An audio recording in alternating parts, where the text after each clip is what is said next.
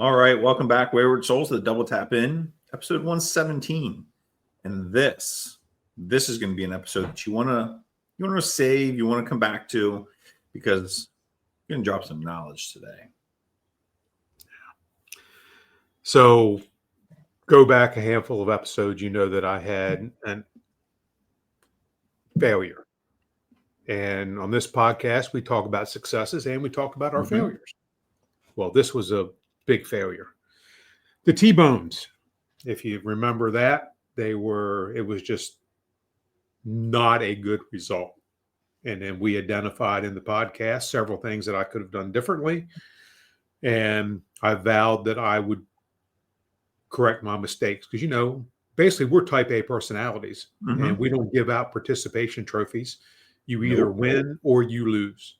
Well, I lost this particular battle and I said, well, damn it. I'm going to sort through what went right, what went wrong, and I'm going to correct it for next time. So if you followed along with social media, you'll know that we got some more T-bones. They were nice, big, thick slabs. They were beautiful. Wet aged them for 3 days and sous vide them for 30 hours and then threw them on some charcoal, and they were fucking fantastic. It is just that simple. They were fantastic. As they should be. So I got redemption, which is they weren't overdone. They were perfect. And so let's go back to the failure. The failure was, I'm not going to say it was twofold or threefold. It was a comedy of things that happened, and my steaks were way overdone. To the point, a couple of them were crispy critters. And we dry aged them for, I don't know, if it was a week, something like that. Then I vacuum sealed them and then sous vide them. Problem number one we identified was I sous vide them at a higher temperature than I needed to. I believe it was 130. And then if you're going to cook them again, that's not enough of a buffer.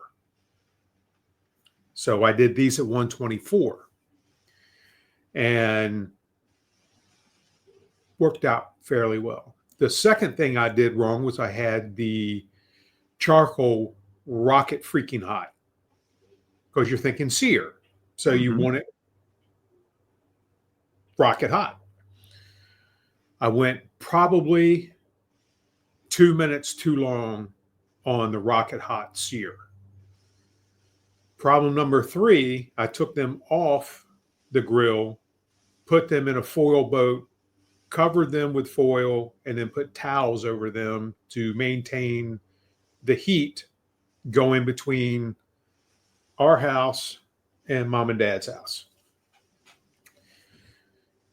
That put them way over because the heat couldn't dissipate. It couldn't rest. Like we're thinking rest. And they went into the 160s, I would imagine 170s. It was just not good. Yeah. Not good. So taking that knowledge into this cook, all right, I'm not going to have my charcoal rocket hot. I'll have it 350, 400-ish. I will cut the sear time by 2 minutes. And I will not wrap them in such an insulating barrier, let's just say. And we'll see what happens. Well, sous vide them at 124, popped them out, and threw them on the charcoal.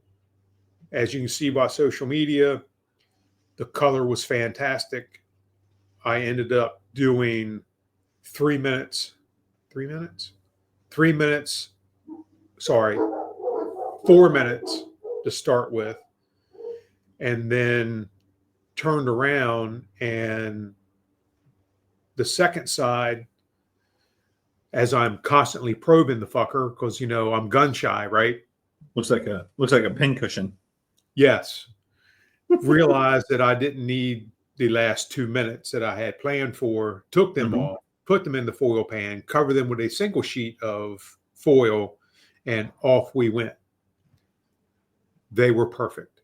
They were absolutely perfect. Could not have been more happy. I seasoned them with butter and gunpowder and some other stuff. And yeah, they were absolutely fantastic. Nice. To the point that during dinner, Dad Jim says, I hear about this Wagyu.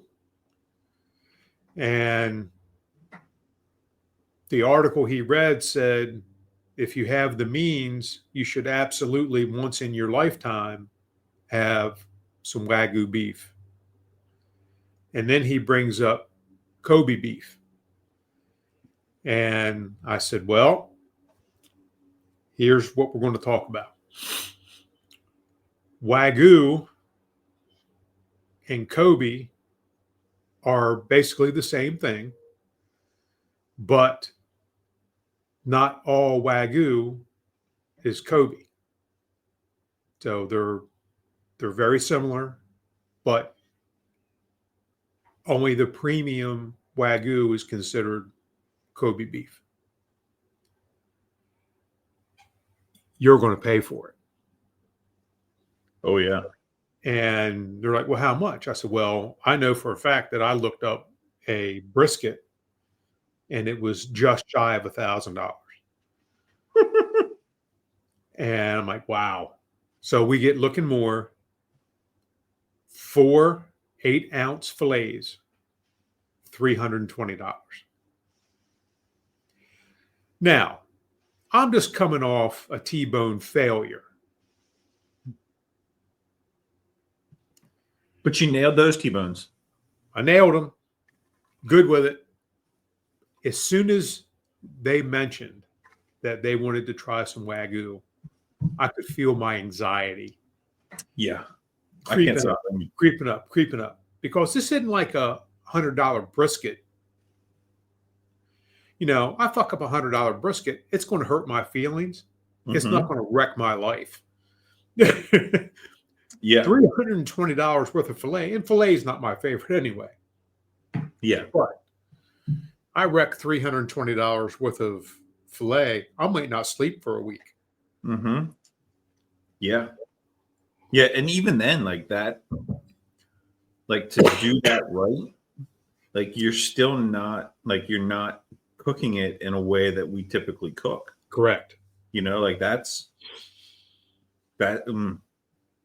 Yeah, I'd be nervous. Yeah. And we talked pre-show about this. Mm-hmm. How would you do it? So Ben, how would you do it? If I had to do it, I would do the sous vide for the same way, probably 124, and then cast iron pan and sear it. I think even like if I didn't want to do that, like I think I would probably sear it and then put it in the oven. Yeah. But I tell you, like the times that I've tried that before, now I've cooked a lot between then and now. Correct. And I like that the idea of searing it and then putting it in the oven isn't as scary, but like the times that I've done that, like I've overcooked the shit out of it. Like I'm not a fan of that either, So I would do something low and slow, like even put it on like the smoker, and run it at whatever the lowest, like on the Pit Boss, it's going to go to 180, on the Camp Chef 165, and have that thermometer probe in there the whole time. Yep. And then sear it. But it's scary. $300 for 2 pounds of meat. Sorry, not happening here. No.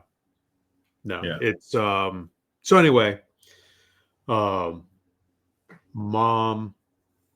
I wake up to a text message this morning from Mom, and basically it says our anniversary is coming up May 1st. I want to buy Wagyu for Jim as our anniversary gift. And I could just feel the anxiety.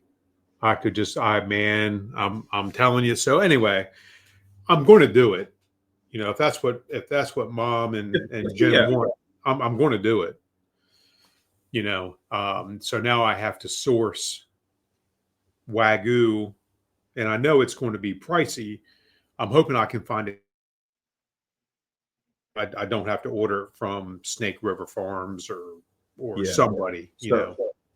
So I just did a quick Walmart search, and they have the new market side. I thought it was something else, but like their market side, and I'm not sure how that relates to like the Great Choice versus market side versus whatever. But they have ribeyes for, is it $20 a pound? 2015. Yeah. So I might be taking a ride. Yeah. And see what we got. So I'm not trying to, because I really didn't know a whole lot other than I knew that they were Japanese based meats. Well, Wagyu and Kobe beef are two of the most highly sought after meats in the world, but exactly what sets them apart? Yeah. Like they're not highly sought here, to be honest. Yeah, right. It's a status thing, and we've discussed this kind of thing before. So Wagyu literally translate to Japanese cow. Yeah. Whereas the Kobe beef is a specific type of Wagyu beef that comes from the Tajima strain of cattle, which is raised in the Kobe region of Japan. So there we go. Yeah. And there is American versions, but they have to be the Japanese cattle, and they have to be raised and under their rules, under their traditions, whatever, and then they can be labeled as Wagyu. Basically, it's known for its marbling, its fat content, its tenderness, and its flavor. Couldn't tell you, never had it.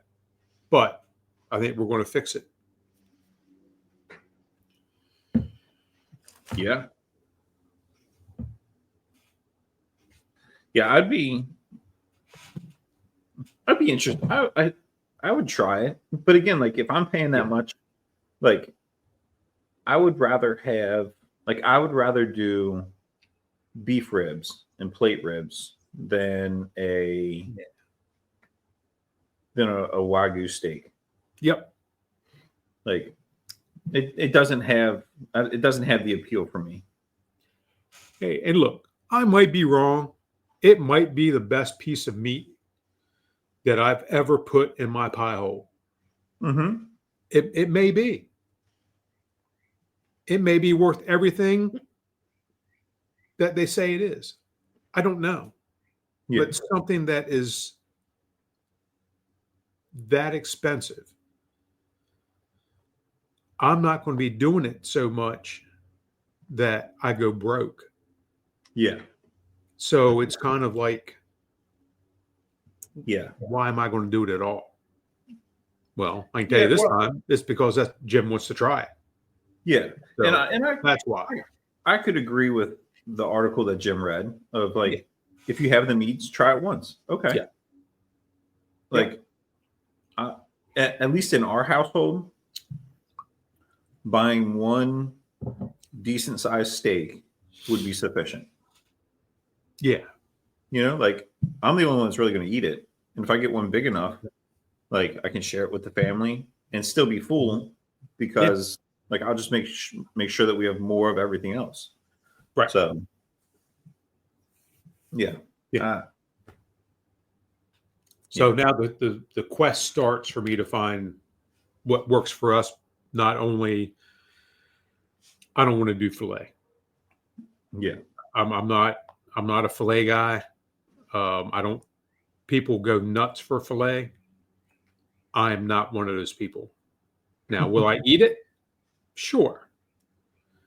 Is it my primary go-to cut of meat? Yeah, no. It doesn't have the fat content that I like, and Yeah. so is it tender? Sure. Is it good? Sure. Not my go-to. Yeah. Yeah. Yeah. Yeah. I don't need anything that fancy. I tell you, I think Murray has had it a couple of times.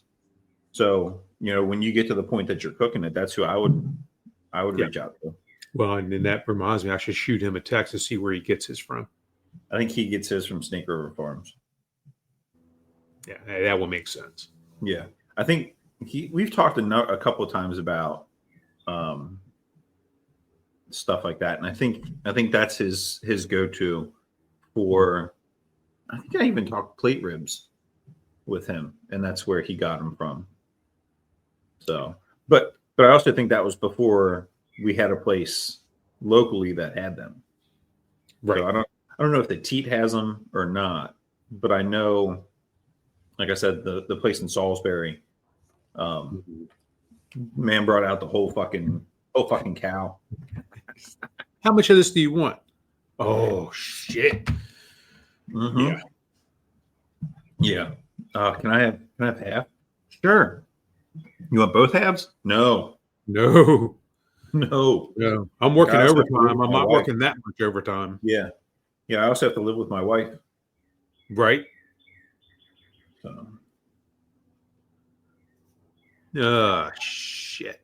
Yeah, but that'd be one of those, like, again, she would be like, yeah, if you want to, but like I don't really want to. So what was I supposed to do this morning? You're supposed to go turkey hunting. Did I go? Well, I mean, we're recording shows, so fucking turkeys. Fortunately, that's a hen and not my target Tom that I had the encounter with yesterday. Mm-hmm. Yep. Damn. Oh, speaking of turkeys, I was talking to texting back and forth with Doug, and I guess Grant has gotten another turkey. Sure did. Like, holy fuck. So again, Doug and I go back and forth, and he's like, you want some turkey breast? I'm like, absolutely I do. Silly question. The answer is always yes. Yes. So yeah, for sure. I think we're supposed to try and get together on Monday. And I had mentioned going down to Old Berlin Beer, maybe having a beer and picking up some lunch. Yeah. So what was your now that you've been to Berlin Beer Company, what was your impression? It was good. I enjoy the food. I am not a craft beer drinker. Like about as crafty as I get is Natural Light. Yep. But it was good. Like the it's not a complaint. Like the struggle I have, and it was the day and time that we went. A Friday afternoon at dinner time. The place was packed, which I'm glad to see. Yes. The place was packed. But coming in with two hungry kids and it was rough. Like I stress about that stuff anyway. Like sure. So it was not like I had a great time. It was fun to hang out with you guys. Had a great time, but like it was still stressful in that, like, hey, Like It was I need the Friday stuff. afternoon. They were packed. You got two hungry kids, and it was the service. And again, it's Friday afternoon. Yeah. The service wasn't as fast as we would have liked it to have been. Yeah. Yeah. Food was good. I didn't, of course, I'm not drinking, so I watched Rachel and Jennifer enjoy theirs. Rachel's flight and Jennifer's beverage, and I watched you sip a couple to get the flavor and watch your facial expressions, and that was comical. What it is, Yeah, I tell you so I went fishing with Tom the other day, and he said, "Hey, before you go, we got to try some of this beer." Sure. And that man can make some good beer. Like, it was good.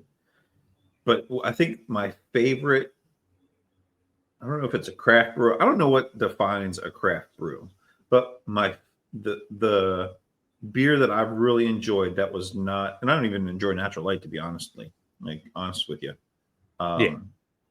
Was a brewery that's no longer in business called Bespoke Brewing. I want to say it was in Montgomery County. Okay. And they made a beer a couple years ago before they went out of business, called Irish Eyes. And my father-in-law had picked some up for St. Patty's Day. I think we were going up there. So he picked up like some Guinness, this Irish Eyes, another red ale. And this Irish Eyes was phenomenal. Like they were in the 16 ounces. Mm-hmm. And I think I had 2 or 3. Oh, which for me, like, that's a lot. Yeah. Yes. Like, for me to have 2 or 3 Natural Lights, like, okay, yeah, no big deal. For me to have 2 or 3 of those, and then we took them home, and then he went and got more, which then I took home the next time we visited. It was very good. Yeah. So the last time we were home, it's like, hey, it'd be cool if we could pick some of these up. And come to find out, the brewery went out of business. So, oh well. Yep. I hate it when that happens. I am going to say something to Tom though, to see if he'd be interested in making a red ale. Yeah, I bet he would. So yeah, it's a can't say it's a shame, but it's a shame you don't have that particular product, so you can do a taste comparison and say, oh, it's got this in it, it's got that in it, and try to replicate it. Yeah. Speaking of Tom, and I have to, before I get into this, I have to find his thing because I don't want to say it wrong.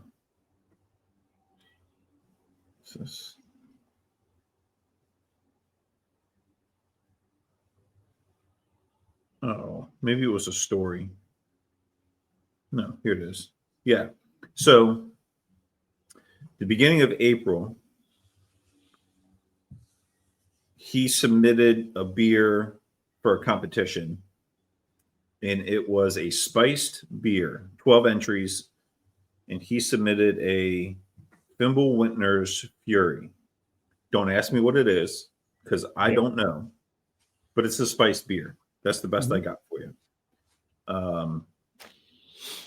It's the winter seasonal beer.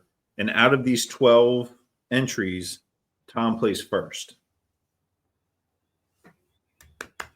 Right? Good job. Hell yeah. So 31st annual Spirit of Free Beer homebrew competition. And took home the first place prize. So that's pretty cool. Why am I not surprised? Right? Right? Like, but yeah. I think it's similar to like how they grade barbecue. Mm-hmm. So he got the spreadsheet and like is going through all of it, and he gets down to his and first place right there. It is, bang. So he told me about that the other day. That was pretty cool. Yeah. Oh yeah, for sure. Yeah. Was this on your fishing trip? It was. Perfect. Yep. I think I told you beer and fish. Right? I think I told you we were in this we were in one spot, and I was fishing a topwater frog with like the cup on the front of so it's a popper. Mm-hmm. Get this big hit. Yeah. Get this big hit. Reeling it in, jumps off. Motherfucker. And it's probably 10, 15 yards out from the boat. Well, Tom right away throws a Texas rig. First cast, reeling it in. He gets it like 3 to 5 feet from the boat and jumps off. Probably the same fucking fish. Say like, and you could see like as he brought it close, this thing was just a little hog, and neither one of us were like, well, fuck. Yep. So, yeah, but both ended up with a real nice. Each of us caught one real nice bass. So it was a good time. Good time. Good. Even if you didn't catch anything, it's a good time, right? Yeah, I think when we're done with this, I'm going to take Mr. Frog here, and I'm going to go to the place right down the street, and place I fished yesterday. And I just want to play with this new toy. Yeah. See what because happens. like we said yesterday, or like I was talking to you yesterday, it was like fishing in chocolate milk. Mm-hmm. And, you need something top water. You need something that makes noise, something. Because the fish can't see shit right now when it's chocolate milk. So I'm hoping that this is the answer for the chocolate milk situation. Well, going to find out. We'll find out. Yeah. Yeah, absolutely. So that's good stuff. Yeah. And we'll know, like we'll get another scouting of that spot to see where it's going. Yeah. And I got plenty of frogs. Hell yeah. So, and that's, we did those for the snakeheads, or I did those for snakeheads. Yeah. But if I can use them, I think I told you or said it in a previous podcast, the biggest largemouth I've ever caught, I caught on a frog. Really? And it hit the water. I made a couple of cranks, and the world exploded in front of me. Huh? It was super bass. Yeah. Yeah, I tell you, the fish that I've caught out of Tom's spot that have all been on topwater stuff. Yeah. And I've caught all the big fish. I've caught some other stuff there on like a Texas rig or something else. But I tell you, I really enjoy fishing that topwater frog. Yep. It's got the cutout in the front. Is that what you were saying? It's like big. Yeah. It makes that big splash. Yep. Yeah, I have a couple, some that do, and this one that does, or some that don't, and this one that does. Yeah. So. Yeah, because I can't be more than 5 feet away from my shit. Mm-hmm.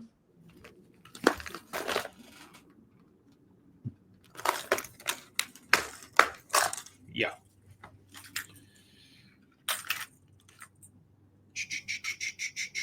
So the lip has that little. I never realized it would be a frog, but it has that little cutout. Yep. Yeah, they make a good noise. They make a good splash. Oh yeah. And those bass look at it and go, "Oh look, lunch is swimming by." Yeah. Love it. There we go. Now get back in your hole. Maybe. Yeah. I'm trying to find a. Yeah. Yep. Yeah. Yeah. I thought I had one, but I do not.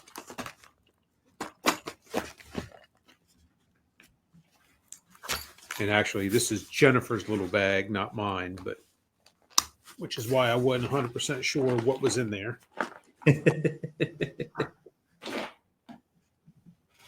Yeah. Always a good time. Yeah. Yeah, we need to pick a day and head to Salisbury and see if we can't snag one of those elusive snakeheads. Yeah. That's going to be a topic for another show, though. You might have to come back to see this one. Yeah. Yeah, and we're getting into the time frame too where we're busy. Yeah. So Yeah. you more than me, obviously, but Yeah. we'll make it work. We'll find a couple hours one day and Yeah. go see if I can't make my shoulder really sore. Yeah. Heck yeah. Yeah, cortisone shot didn't do shit, by the way. No, that's Mm-mm. not good. Nope, not at all. So I might be heading back up the road. Yeah, I was gonna say, make another trip. What the fuck's going on, Doc? Yep. Well, this is my non-surgical repaired shoulder. Oh, Yeah. that's not good. That's not fun. Nope, not at all. And I Yeah. said I would never have it done. I would never do it again. All this. Well, sometimes you don't have a choice. And if there is a problem, I need to get it fixed because it is driving me absolutely insane. Yeah. Yeah. But, oh well. Getting old is not for the weak. No. Getting old is not for the young either. Well fucking played, sir. Well played indeed. Yeah. So, and well, that's where we're gonna end up. Yeah. Yeah. So thanks for watching. Go check out the Wagyu and the Kobe and get yourself a good quality steak. Let us know, report back. Murray, when you get this, make sure you chime in, let us know what your go-to is. And yeah, let us know. We're interested to see. Thanks for watching. Enjoy the show, and we'll see you next time.